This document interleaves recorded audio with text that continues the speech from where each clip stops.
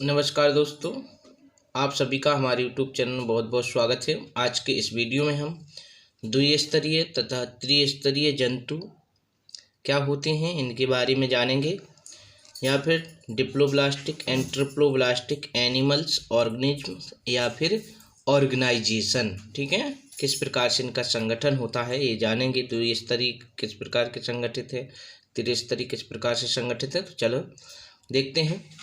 और यदि आप सभी लोगों ने हमारे चैनल को जो सब्सक्राइब न किया हो तो अभी सब्सक्राइब करें और बेल आइकन का भी बटन दबाएं, जिससे जो नए वीडियो हैं आप तक पहुंचते रहें।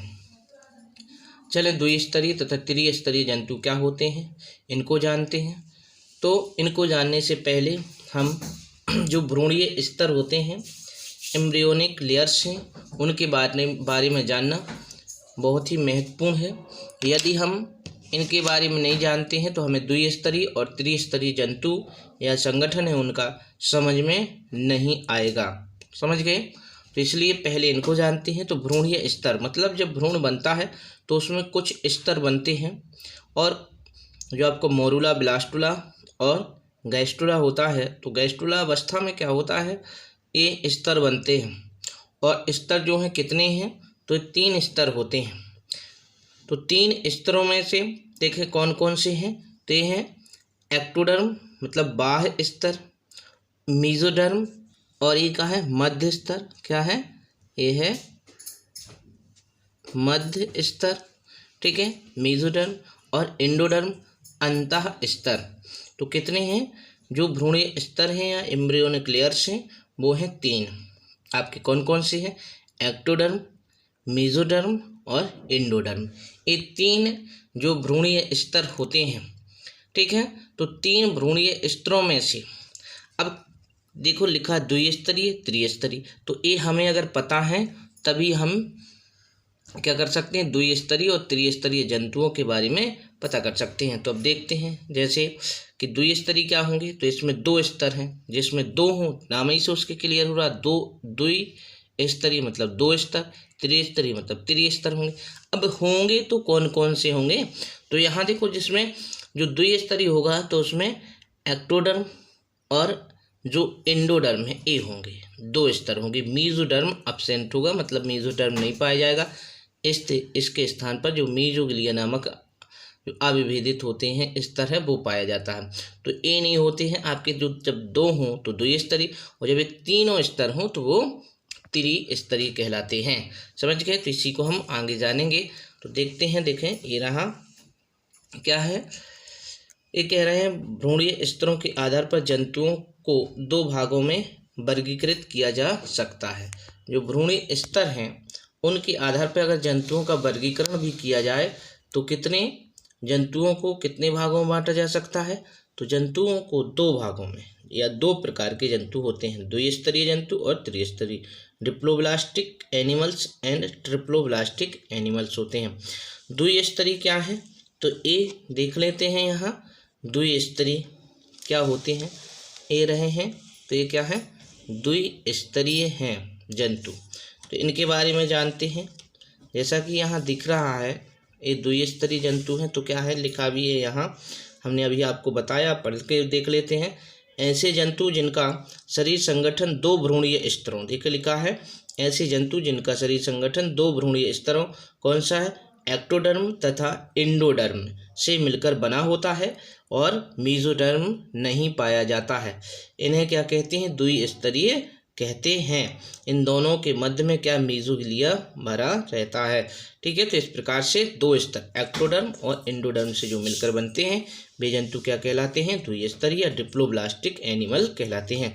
अब जैसे में ये जंतु होते कौन कौन से हैं, तो देखें पोरीफेरा संघ है और सीलेंट्रेटा संघ के जो जंतु हैं वो क्या होते हैं, वो द्विस्तरीय जंतु होते हैं। समझ गए? तो सीलेंट्रेटा संघ में जो आपका हाइड्रा आ जाता है, ठीक है, और ए आदि हैं, और इसमें जो है साइकोन है ये आ जाते हैं। तो इस संघ, दोनों संघों के जो जंतु हैं वो कहते हैं कैसे होते हैं, डिप्लोब्लास्टिक होते हैं और या द्विस्तरीय होते हैं।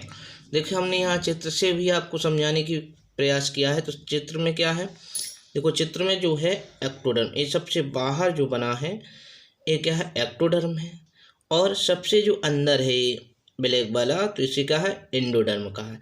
अब दोनों के बीच में एक दड़ा टाइप का भरा रहता है जिसे क्या कहते हैं, मीजोगिलिया कहते हैं।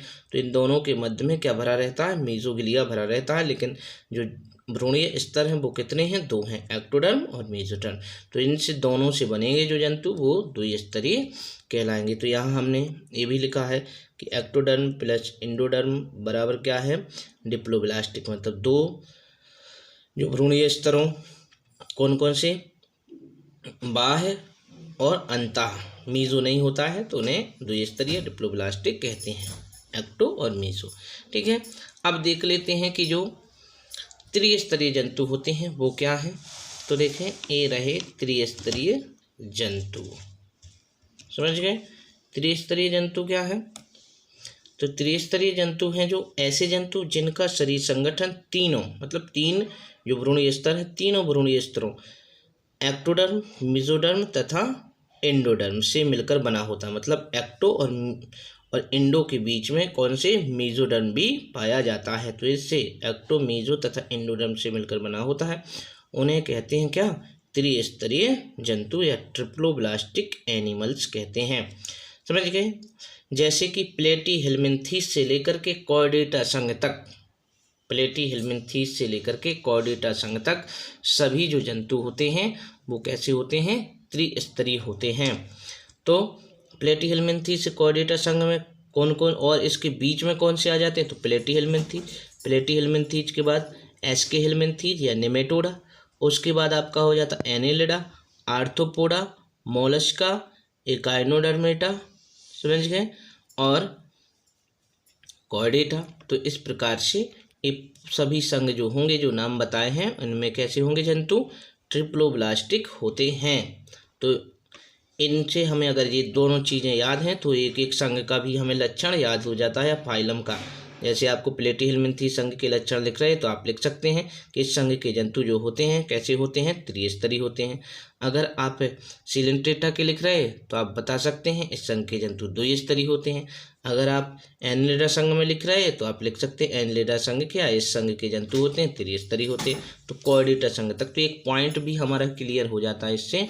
तो हमें ध्यान रखना है कि जो भ्रूणीय स्तर हैं वो कितने हैं, भ्रूणीय स्तर 3 हैं, एक्टो, मेसो, इंडो, और इन्हीं स्तरों से जो डिप्लोब्लास्टिक और ट्रिप्लोब्लास्टिक जंतु हैं उनका निर्माण होता है, जिसमें एक्टो और कौन सा, इंडो होता है, उसे कहते हैं द्विस्तरीय। जिसमें एक्टो, मेसो और इंडो तीनों स्तर पाए जाते हैं, उन्हें कहते हैं त्रिस्तरीय। तो यहाँ चित्र बनाया, देखो सबसे बाहर का जो क्या है एक्टोडर्म, और बीच में दोनों जो सबसे अंदर का क्या है, इंडोडर्म, और दोनों के बीच में क्या है, मेसोडर्म है।